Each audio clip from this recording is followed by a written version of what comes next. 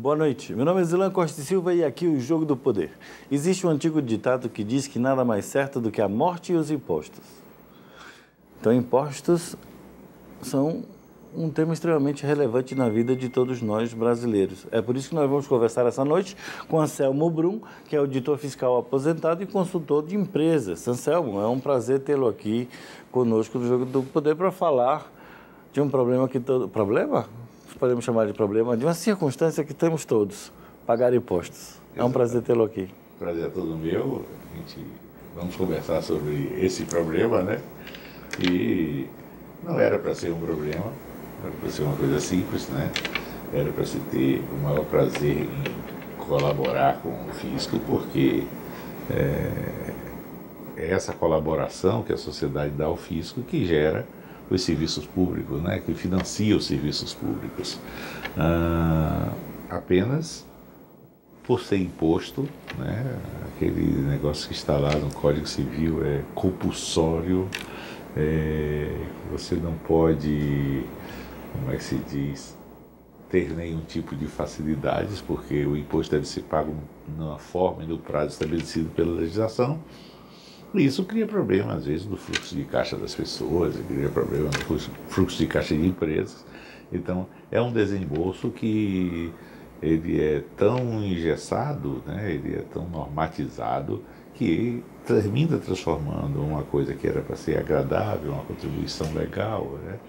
Eu digo, eu vou meter a mão no meu bolso, vou jogar o dinheiro no cofre do governo, e o governo vai botar minhas criancinhas na escola, fazer um sistema de saúde bom pra gente, não sei o quê. Isso no mundo ideal, né? No mundo ideal. No mundo ideal. Agora, o difícil é você recolher imposto para nada. Que, na realidade, se a gente olhar toda a fundamentação do Estado moderno, ela está justamente no processo de abdicação do poder individual, que, segundo os contratualistas, né, nós fizemos um grande acordo no passado, abdicamos nosso poder individual para o Estado e também de muitos direitos para o Estado. Tanto é que ele regulamenta a vida civil, regulamenta como a gente casa, como a gente separa, como a gente nasce, como a gente monta empresa. A gente abdicou disso para o Estado. Para o Estado sobreviver e cuidando dos nossos aspectos globais, assim, coletivos, precisa de recursos, tudo bem. O problema é que o retorno não está sendo na medida que deveria ser. Aliás, nunca foi. E esse é o problema das pessoas, pagar pelo que não podem receber. Agora, isso garante, é claro, um salário ótimo para todo o funcionalismo público que lida com a máquina, né? O grande problema não está tão no funcionalismo público, né? Está na má aplicação do dinheiro do imposto mesmo, na má gestão. Eu costumo citar um exemplo que é o seguinte: a gente não pode eleger para síndico do prédio o cidadão mais desocupado que existe, e nem aquele cidadão que não tem o que fazer. A gente tem que eleger para síndico do prédio alguém que saiba gerenciar o nosso prédio. E quando a gente vai eleger todos os nossos governantes em qualquer das escalas, de poder, né, a gente termina escolhendo aquele que é mais bonito, aquele que fala melhor, aquele que faz um discurso melhor, aquele que tem uma propaganda melhor, né? Aquele que investe mais financeiramente na campanha, aquele que tem um marqueteiro de melhor qualidade. E a gente termina não tendo esse discernimento em dizer o seguinte: eu estou elegendo alguém para gerenciar o meu condomínio, né? Mas eu não sei exatamente se é falta de discernimento, porque eu acho que o povo não é burro, não. O povo é inteligente. Acho que o eleitor, na minha visão, o eleitor assim, ele se leva pela tocada do tambor. O tambor toca melhor num lugar, ele vai mais no fluxo da música, no fluxo do carnaval, digamos assim, já que nós estamos na Bahia. Eu ainda prefiro que o eleitor escolha. Escolha bem ou mal, mas eu ainda prefiro que o eleitor escolha, porque outra alternativa não... Não há outra alternativa. Deixa ele perguntar uma coisa. Obviamente que toda essa máquina arrecadadora que existe em todo o Estado, isso não é da Bahia, isso não é do Brasil, isso é em todos os lugares do mundo, é idêntico. Agora, me parece que aqui, a gente no Brasil e aqui na Bahia, nos Estados do Nordeste, nós estamos aplicando cada vez mais tecnologia na máquina de arrecadação, né? Sim. E eu acho que essa tecnologia está à beira do Big Brother, conforme descrito no livro que todo mundo devia ler. Sim. O Big Brother Fiscal é um livro que existe, né? Teve um autor, eu estava numa feira de livros há uns anos atrás, e o cidadão já escrevia a história do Big Brother Fiscal no momento que o fisco lançou o sistema SPED, né? Que é um sistema de escrituração que não permite que você hoje esconda aquilo que é documentado. Porque a gente tem na economia também aquilo que não é documentado. Mas aquilo que é documentado hoje, ele está completamente visível para o fisco, né? Vamos pegar um exemplo aqui, o Simples Nacional. O Simples Nacional, que era para ser simples, mas é bastante complexo, né? Eu disse isso em 2006, quando saiu a lei do Simples, dizendo que o Simples não era o super simples, ia ser super complicado. E realmente o Simples é complicado, porque ele pega uma camada pequena uma grande camada da economia, mas de pequenos empresários, né? Então, eles não têm uma consultoria adequada e ainda tem empresário que pensa o seguinte: eu posso fazer minha declaração dizendo que eu só vendi 100, quando na realidade eu vendi muito mais do que isso. E hoje, o Big Brother está aí para pegar a nota fiscal emitida dele, que é eletrônica, está no banco de dados, a declaração dele feita, ele vai receber uma intimaçãozinha dizendo o seguinte: conserte, declare, pague seu imposto. Mas aí não tem multa, né? Tem multa, porque tem os acréscimos de atraso, né? Não tem uma multa por cometimento da infração, mas tem os acréscimos moratórios. Que são quase que impeditivos do pagamento de imposto, né? Na realidade, a tese da existência dessas penalidades moratórias é para que você não tenha incentivo em pagar atrasado. Mas se a circunstância é essa, acaba sendo mais oneroso ainda. Tem uma coisa que... Ou seja, depois da queda, o chute. Depois da queda do chute. Mas tem uma coisa que o sistema tributário brasileiro não pensa. É no fluxo de caixa do contribuinte. Então, o fluxo de caixa é um negócio extraordinário. Deixa eu lhe corrigir, me perdoe, mas eu acho que a força arrecadadora não pensa no contribuinte em momento nenhum. Não pensa em momento nenhum, mas não pensar no fluxo de caixa. Eu volto ao Simples Nacional. Imagine o seguinte: o contribuinte pagava o imposto federal dele, o imposto previdenciário dele, o imposto estadual, o imposto municipal, ele pagava um, outro, a depender do fluxo de caixa. Aí o Simples Nacional juntou tudo isso no dia 20. Então, dia 20 é o dia do grande desembolso. É quando o pequeno empresário tem que pagar o imposto de todas as esferas, que está incluso ali no DAF do Simples Nacional. A pergunta é: a atividade empresarial funciona assim, você capitalizando para no dia tal pagar tudo? Essa resposta nós precisamos, mas no próximo bloco. Nosso telespectador vai ansiosamente aguardar para saber sobre isso aqui no Jogo do Poder, conversando com Anselmo Brum, falando daquilo que mais nos atormenta a vida, que é impostos. Até já.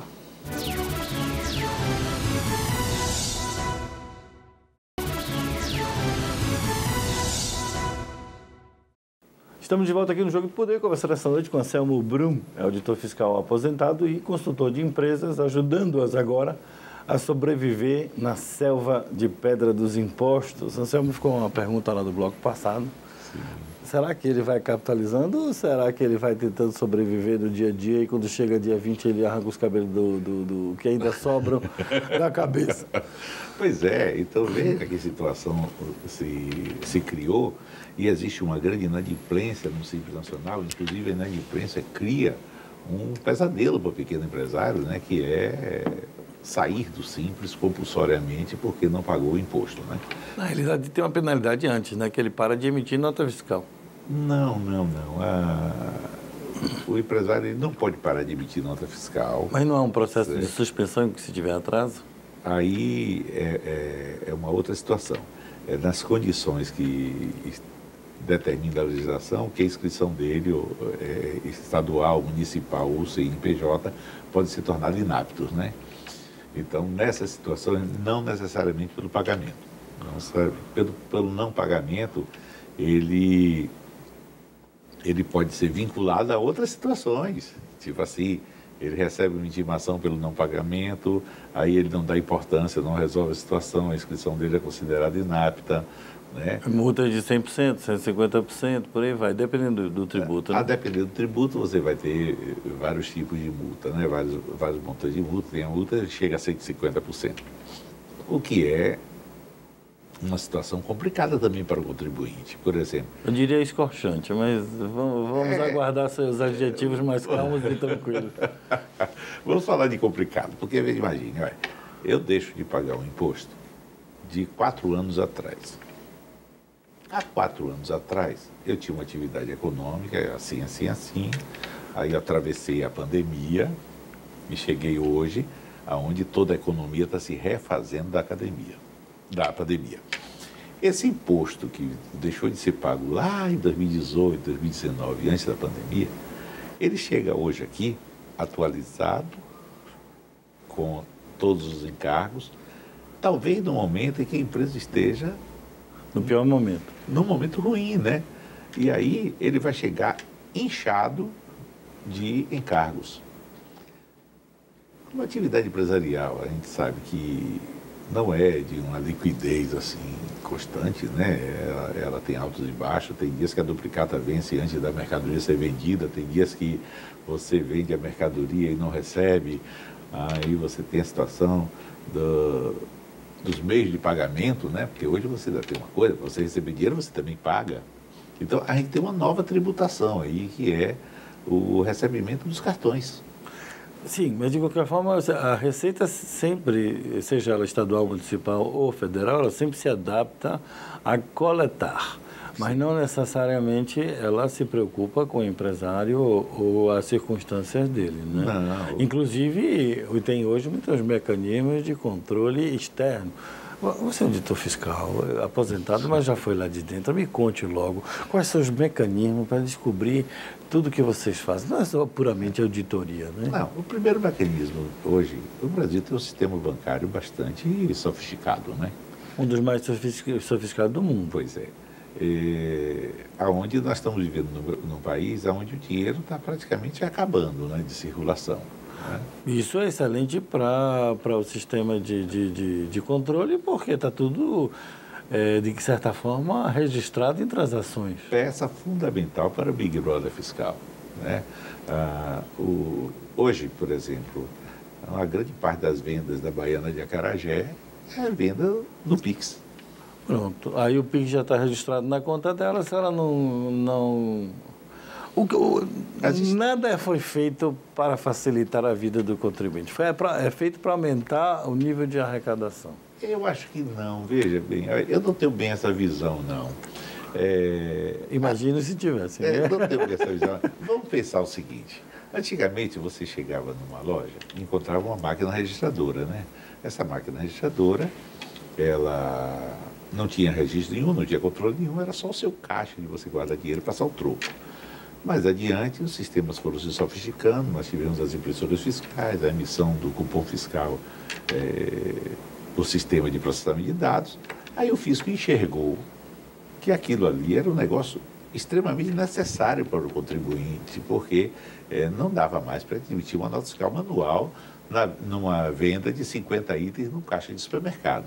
E não acredito que foi essa a visão do fisco. Eu acho que a visão do fisco faz mais no sentido de vamos fazer isso eletrônico que fica mais fácil de auditar depois. Essa visão do fisco ela veio depois, certo? Depois. A emissão do cupom fiscal foi realmente uma necessidade tecnológica que o fisco veio de lá e normatizou. Né? Depois que ele viu que aquilo ali era bom, foi aí que ele criou a nota fiscal eletrônica, todos os documentos fiscais eletrônicos. Esses sim, são um grande Big Brother hoje na economia, né? Porque quando a nota fiscal eletrônica é emitida, ela chega no governo antes até da mercadoria sair ou do serviço ser prestado, né? No momento que eu corto o cabelo numa barbearia que ele emite uma nota fiscal eletrônica, o fisco acabou de saber que eu cortei o cabelo, e que aquele cabelo custou X, e que aquilo vai gerar X reais de ISS. Isso gera um metadado impressionante. Ele vai saber o que você faz, onde você gasta seu dinheiro, quais são as atividades que você mais faz, e acaba controlando a sua vida como um todo, né? Isso tem uma questão, inclusive, de cidadania, né? De direitos individuais, né? Hoje todo mundo sabe o que a gente faz na vida. Todo mundo sabe em que a gente gasta, porque a gente já não saca mais o dinheiro para sair comprando. Então, se eu vejo a fatura do cartão de crédito, a gente sabe que quanto é que você gasta de alimentação, de vestuário, de farra, e olhando também a relação Agora, do Pix, me conte aqui, acho que o telespectador queria saber o seguinte: tem alguma forma de fugir dos impostos hoje? Hoje está complicado. Está complicado. Porque a única forma de você fugir dos impostos é você trabalhando para pessoas que não queiram documentos, né? Ou fazendo operações com pessoas que não queiram documento, e você também não emita seu documento. Mas aí é aquela velha história, isso é uma frase de Truman Capote, né? Você atuar fora da lei, você está fora da proteção da lei. Então, se você trabalhar sem documento, você pode não receber o dinheiro que você trabalhou, né? Então, isso você também está desprotegido. Ou em recebendo, você vai fazer alguma coisa com ele, né? E quando você faz alguma coisa com ele... Você emite nota fiscal, você vai no restaurante, sai a nota fiscal, você vai, então... É impossível esconder. É impossível. Eu não diria impossível, porque sempre se dá um jeitinho, mas é bem complicado esconder essas coisas. E como é que faz, por exemplo, nas grandes atividades econômicas que não são legais? Por exemplo, um dos maiores comércios que existe hoje em dia é o comércio de drogas. Como é que eles funcionam? Eles aceitam até Pix, pelo que eu sei. Pois é. Aí, veja, existe um banco de dados de recebedores e pagadores de Pix. Existe um banco de dados de recebedores e pagadores de cartão de crédito. Mas esse banco de dados é tão grande que o fisco não tem braço. Ainda tem uma. Porque a gente imagina que o fisco é gigante, né? Que o fisco pode estar em todas. Mas o fisco também não tem esse equipamento todo hoje para trabalhar o que faltava a ele antes. Antigamente ele não tinha banco de dados. Hoje ele tem um banco de dados grande, mas ele não tem força de trabalho suficiente para pegar tudo. É aí que muita gente escapa. Mas aí ele tenta pegar o que é mais rentável, ou seja, os maiores devedores, né? Pelo menos tem que ser um pouco mais eficiente, então, com o tratamento dos dados. Aí ele vai um pouquinho mais eficiente, ele pega os grandes devedores, os pequenos, que dão diferenças pequenas, ele cria situações para autorregularização, né? E agora mesmo a gente vai entrar na declaração pessoa física, né? Aquele que cometeu um lapso na sua declaração pessoa física não vai receber a visita de um fiscal. A declaração dele vai cair, vai ficar em malha, vai ficar disponibilizada para ele a malha, e ele vai ter o direito de autorregularizar aquilo. Mas pagando uma penalidadezinha, né? A penalidade que ele pode pagar aí depende, porque, imagine, não tem multa pela retificação da declaração pessoa física. Mas se for alguma coisa que não gere imposto a pagar, se for alguma coisa que reduza a restituição dele, certo? Tudo bem, ele aí não vai pagar nada. Agora, tem algumas situações que o contribuinte esquece de declarar alguma renda, coloca alguma despesa que não seria aceitável. Aí sim, quando ele refaz, ele vai espontaneamente, refaz a declaração de imposto de renda dele, aí pode gerar uma diferença de imposto a pagar. Mas, obviamente, o maior gerador de imposto são as empresas. Eu queria falar um pouco da visão do fisco em relação às empresas e sobre os empresários e como ataca isso. Mas no próximo bloco, tá certo? Ok. Voltamos aqui no Jogo do Poder, depois dessas mensagens comerciais, com o Anselmo Brum, falando sobre impostos. Até já.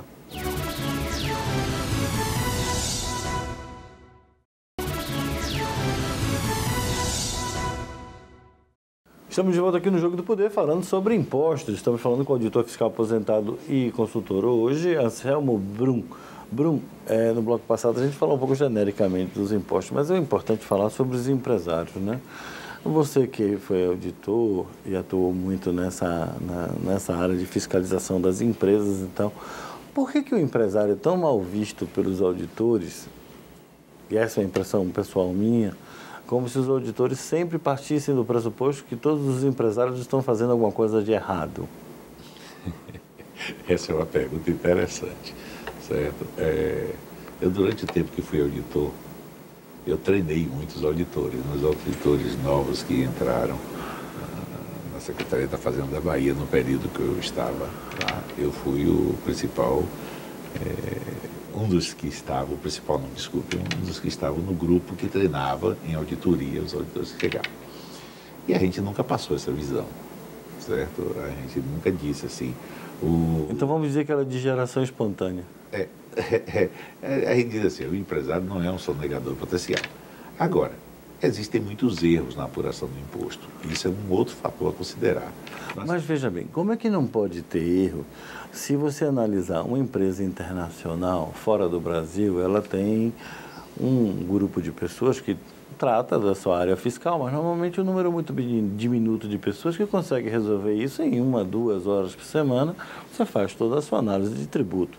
Aqui no Brasil, as empresas são forçadas a ter 10, 15 pessoas na sua área fiscal, ou até mais, porque não é uma legislação simplificada. Nós temos aí resoluções normativas para dia. Todo dia do ano sai uma nova. E as pessoas têm que se adaptar, as empresas têm que se adaptar. O que hoje é uma coisa, amanhã passa a ser diferente. É muito difícil viver nesse cipoal legislativo tributário que é o Brasil, que é completamente diferente lá fora. E a gente perde competitividade quando é assim. Pois é. Nós também batemos recorde, talvez, em emenda constitucional, né? Isso é em grande volume para uma Constituição que é uma carta que deveria ser básica, né? E deveria ser fixa ali, não deveria ter muitas variações. Mas a depender das necessidades, a Constituição vai sendo adaptada. Bom, mas aí a necessidade de quem, cara pálida, né? Aquela velha pergunta, né? A necessidade da sociedade, né? Essa apropriação do fisco que ela atua em nome da sociedade, de fato, tem uma atuação institucional que deveria ser nesse sentido. Mas será que é isso? Ou os auditores estão mais preocupados com suas remunerações pelas compensações, os prêmios de auditoria e de arrecadação? Olha, essa é uma outra utopia que existe, né? Como dizia, é uma lenda urbana. Auditores não recebem salários vinculados ao quanto eles cobram.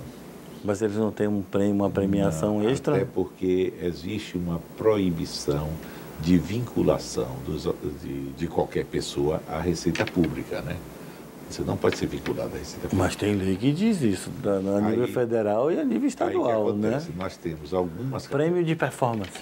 Algumas categorias em que existe um sistema remuneratório que uma parte dessa remuneração é vinculada à produtividade. São os prêmios de produção. Mesmo assim, todo o funcionário público ele está limitado a um patamar de salário, ele não pode passar daquilo ali. Então, por maior que seja, imagine o seguinte, tanto faz ele cobrar 10 milhões, 100 milhões ou 1 milhão, ele vai estar limitado sempre àquela parcela que não é tão significativa no salário dele, certo? Mas tem. Ao teto. Mas tem, mas não é significativa. Não é significativa. E cada vez ela fica menos significativa. Né? Porque vocês já atingiram já o teto, né? Porque o teto, como é que se diz, ele não é assim tão grande, né? Então, o pé direito da casa não é assim tão... Bom, considerando a atividade importante que, por exemplo, os auditores da Receita do aeroporto ficam fazendo, revistando as malas dos turistas ou de quem chega de avião, não estou claro que tem uma certa importância, sobretudo o trânsito de materiais não permitidos, o tráfico internacional de drogas, isso é questão da polícia. Mas você tem a outra coisa também. Certo? Mas esse pessoal ganha um dinheirinho razoável, né? Eu acho que o salário está para mais de 40 mil para poder ficar fiscalizando mala. Eu acho que aí seria muito mais interessante usá-los em um outro tipo de atividade fiscalizatória, você não acha, não? Olha, embora... Eu gosto de provocar. Embora a sociedade tenha essa visão, mas deixa eu colocar um outro ponto de vista aqui. Coloque. Imagine se o fisco deixasse de revistar as malas. Certo? Nós teríamos uma super entrada no mercado brasileiro de objetos importados sem pagamento de imposto. Isso está pressupondo que as pessoas vão trazer. Agora, se ele, em vez de fazer essa fiscalização baseada no fato que todo viajante é um contrabandista em potencial, ele podia funcionar no sentido com ferramentas de inteligência, de forma a não precisar fazer Mas isso, né? Bem, não tem ferramenta de inteligência que consiga descobrir o que tem dentro de uma mala, assim, o tipo do cidadão que está chegando lá, que está chegando com uma vasilha na mão qualquer, uma valise na mão, o que tem ali dentro? Pode ter um bocado de dólar, pode ter um bocado de mercadoria para uso, pode ter um bocado de mercadoria para revenda. Pode não ter nada. Pode não ter nada. Mas a gente precisa... Porque a maioria, teoricamente, foi se divertir, não tem nada. Mas a gente precisa pensar também o seguinte... É essa mentalidade, a mentalidade de que o brasileiro é fundamentalmente desonesto, que eu discordo. Mas isso existe em qualquer parte do mundo. Mas não é nessa estrutura de pensamento. Porque você tem os países exportadores, por exemplo. Para os Estados Unidos, não há necessidade de ele ficar verificando a mala de quem entra, porque a não ser para efeito de droga, de coisa ilícita, porque ninguém vai levar mercadoria para vender nos Estados Unidos. Mas, diferentemente, é de um país como o Brasil, como a Argentina e os países sul-americanos, né? Você vai trazer de lá para vender aqui para ganhar um dinheirinho. Claro, mas é porque a estrutura tributária é tão escorchante nesse país que a gente acaba pagando muito mais caro do que lá fora. Extremamente mais caro. O problema é que os tributos e o percentual de tributação sobre esses produtos de consumo, sobretudo do brasileiro, ele não tem nada a ver com a produtividade ou com a competitividade. Ele tem a ver com a necessidade do país de ter uma estrutura tributária escorchante. Mas essa é uma situação que o povo brasileiro precisa resolver. Agora, eu não posso permitir, por exemplo, que uma determinada mercadoria entre totalmente ilegal no país para ser vendido aqui, concorrendo com o cidadão que está aqui, pagando seus impostos. Não, isso também concordo com você. Isso aí a gente concorda. Então, o fisco tem essa missão também, certo? Ele tem essa função. Não estou aqui defendendo o fisco, mas a gente precisa olhar... Mais ou menos, né? O fisco tem essa função, certo? Tem essa função. Que existem alguns exageros? Existe. Que a legislação exagerada certo? Mas o que me preocupa, na realidade, nessa estrutura do fisco, já percebi que eu sou um pouco crítico à atuação dos críticos. Mas isso eu acho que é um papel de todo brasileiro. Todo brasileiro tem que, de certa forma, criticar quando há excesso na atuação da instituição. Isso eu acho que faz parte da cidadania. Mas a questão é que vocês estão desenvolvendo um mecanismo de, efetivamente, de investigação ou de acesso a informações que vocês não deveriam ter. Não como se isso fosse proibido, porque as pessoas têm de certo direito à privacidade. Hoje não tem mais. Não tem. E, em tese, para arrecadação de impostos, vocês estão sabendo tudo que essa pessoa faz. Eu não sei se a partir da internet, eu não sei se a partir das redes sociais, mas hoje vocês acompanham a pessoa como um todo. Agora eu queria que a gente falasse sobre esse assunto no próximo bloco, porque é um assunto importante, a gente precisa ter o bloco todo. Evolução tecnológica. Evolução tecnológica para tirar o dinheiro do seu bolso. E é o que a gente vai ouvir no próximo bloco. Até já, com Anselmo Brum, auditor fiscal aposentado e consultor. Até já.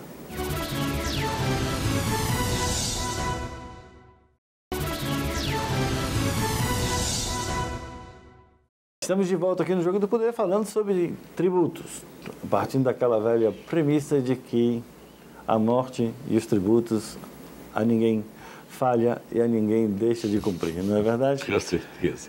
Agora, vamos lá. Esse Big Brother, até que ponto a evolução tecnológica está invadindo a vida do contribuinte? Hoje, na sua experiência do dia a dia, o que é que você diz que é capaz de ser visto hoje? Olha, tudo que nós temos hoje de tecnologia, mira para o Big Brother, né? A gente tem uma câmera que está posicionada em algum lugar, que se um casal de namorados estiver namorando ali, vai ser filmado. A gente tem uma câmera no lugar que se alguém cometer um crime, aquilo ali vai ser filmado.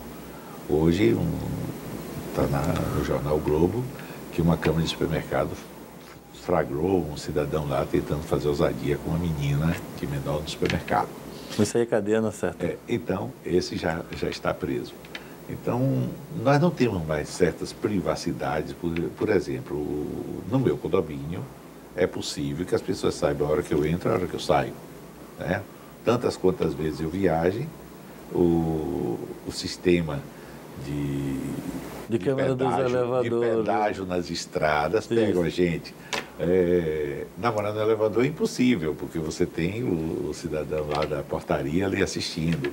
Então, todas essas coisas que estão tirando a nossa privacidade, porque aí já vem uma questão de tirar a privacidade do cidadão, né? Eu não posso mais fazer nada porque todo mundo me vê. E aí o fisco também disse, bom, já que todo mundo vê tudo de todo mundo, eu também quero ver. E aí eu vou aproveitar disso, já que a gente usa esses sistemas em nome da segurança, eles promovem a fiscalização das pessoas, eles promovem a retirada da intimidade das pessoas. E o pior de tudo isso é que nós fizemos isso de boa vontade, nós entregamos isso voluntariamente. Foi feito. Porque, em nome da segurança, nós fizemos isso há muitos séculos atrás. Mas continua sendo um mau problema, né? E aí o fisco chegou ao ponto que, se você não tem liberdade, porque tem alguém lhe olhando, certo, de fazer alguma coisa no elevador, aí você tem uma câmera na rua que lhe pega sem cinto de segurança de frente quando você passa com o carro, né? Imagine se você não tem segurança também de guardar seu dinheiro sem que o fisco veja. Mas ele deveria ver, o problema é que ele não só vê como quer meter a mão. Se ele vê, ele tem que dar alguma utilidade para aquilo, né? O reconhecimento facial, as câmeras de reconhecimento facial que estão na rua pegam o sujeito fugitivo da polícia.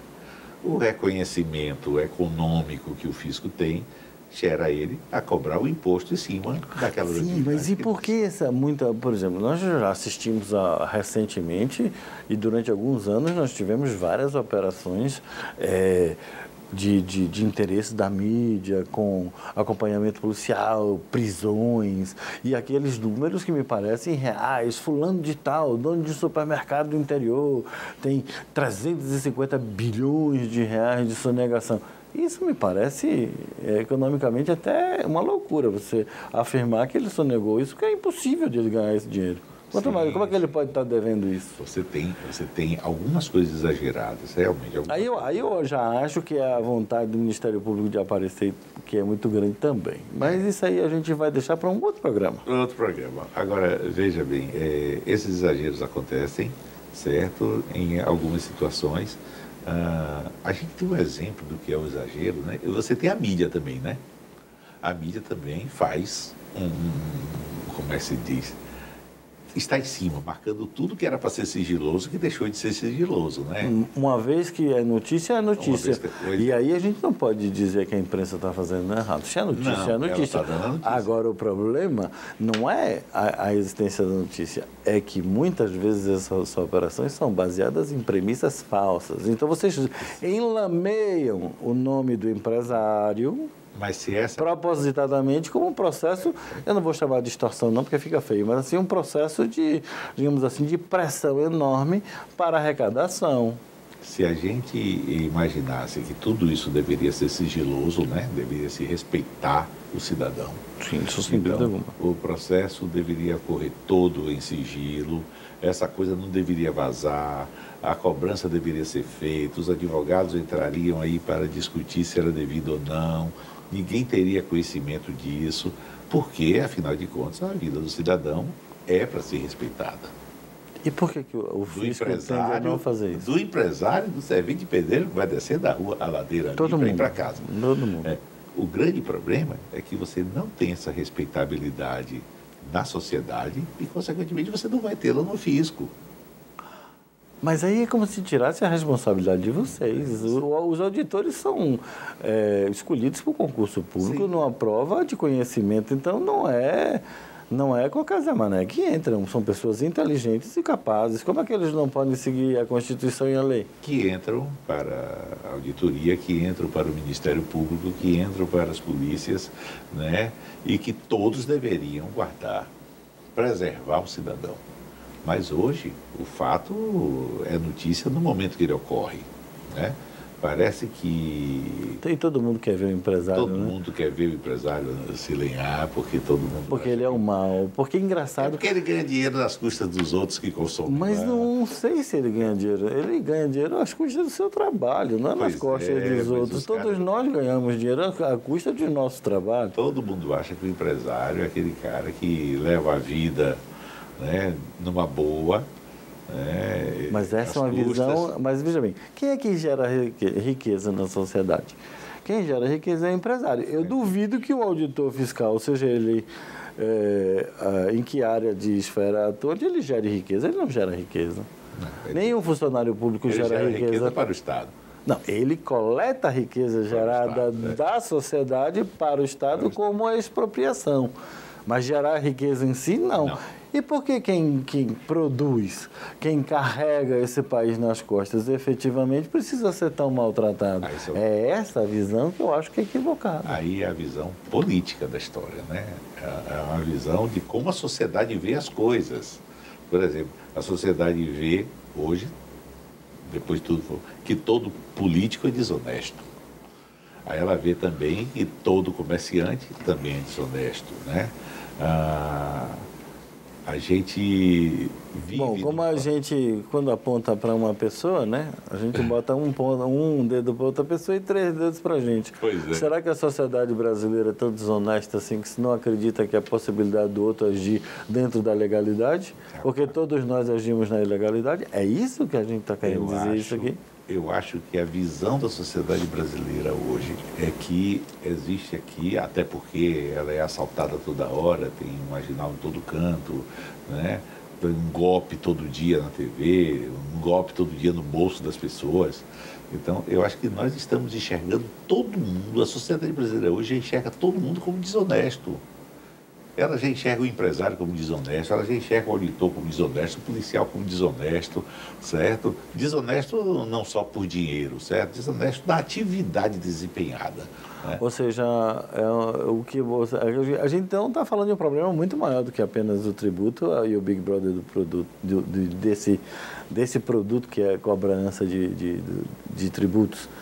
Mas é na essência de que o brasileiro, então, está vivendo uma crise ética muito mais importante do que qualquer outra coisa. Nós estamos vivendo uma grande crise ética e o brasileiro está vivendo sobressaltado, o brasileiro está vivendo pressionado, né? O brasileiro está vivendo com medo.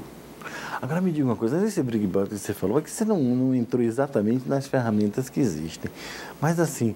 Dá para saber tudo que a empresa... Não tem como uma empresa se esconder. Então, não pode ser desonesto. Ainda existem alguns artifícios. Olha, desde que... Tem uma história que é antiga, né? Uma história que se contava. Quando se inventou o cinto de castidade, se inventou o abridor de lata, né? Então, sempre há alguma porta. Só que essas portas elas ficam cada vez mais difíceis em função de todo esse aparato que está sendo montado aí para se verificar. Hoje está difícil você fugir da polícia, né? Porque o cara está um bocado de tempo aí, com mandato de prisão, aí um dia ele vai ali numa festa e ele é reconhecido pelo reconhecimento. Isso eu tenho achado até bom, sabe? Porque essa é a função do Estado, que é a função efetivamente de garantir a nossa segurança, que é a única coisa que a gente abriu mão de todo o resto, inclusive para pagar imposto, para ter segurança. Se nem segurança a gente tem, por que a gente continua pagando imposto? Pois é. Essa falta de reciprocidade, que inclusive está na lei, né? Não há uma relação de reciprocidade. Agora, Anselmo, infelizmente, a gente está chegando ao final do programa. Eu tenho aqui 1001 perguntas, mas acho que a gente vai deixar para uma outra oportunidade, viu? Poxa, estou sempre exódio, acho que batemos um bom papo. Acredito que sim, e agradeço a sua presença aqui com a gente e até uma próxima vez. E eu agradeço a acolhida e a boa vontade de todos em nos ouvir. E estamos sempre disponíveis e vamos continuar discutindo a sociedade, né? Porque essas coisas todas são da sociedade. Obrigado, Anselmo. Voltamos na próxima semana com mais um assunto do seu interesse. Meu nome é Zelan Costiva e aqui é o Jogo do Poder. Infelizmente, não fugiremos dos tributos, mas é assim que talvez uma sociedade tenha que funcionar. Mas pague os tributos, mas cobre do Estado. Essa é a nossa função. Até a próxima semana.